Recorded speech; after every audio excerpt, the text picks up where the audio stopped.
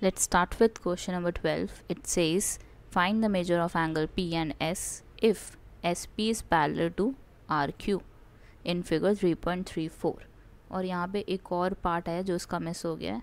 If you find angle R, is there more than one method to find angle P?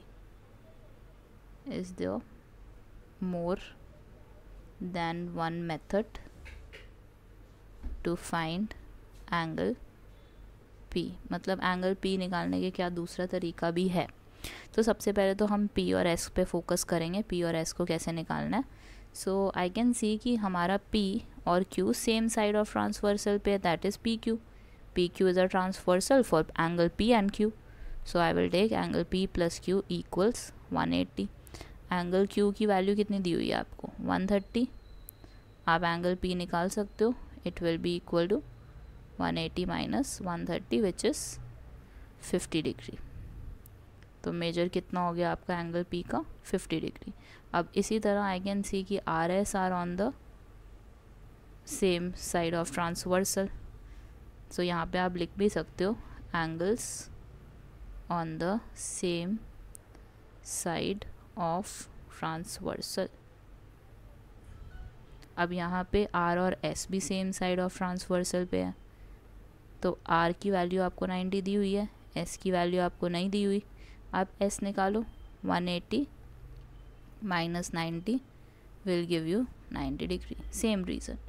अब yes, एक और तरीका है कि आप एंगल P निकाल सकते हो.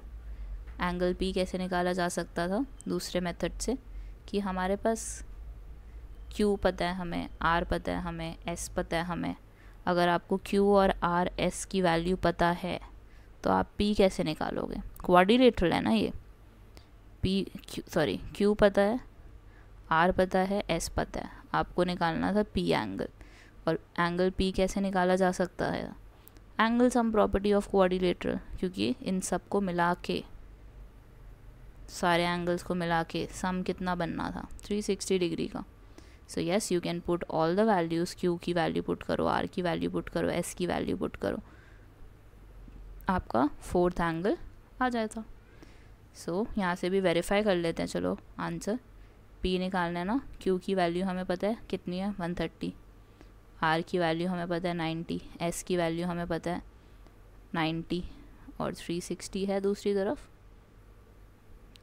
इन सबको ऐड करो. 130 90 प्लस 90 इज़ 310. एंगल P कितना हो जाएगा? 360 माइनस 310 विच इज़ 50 डिग्री.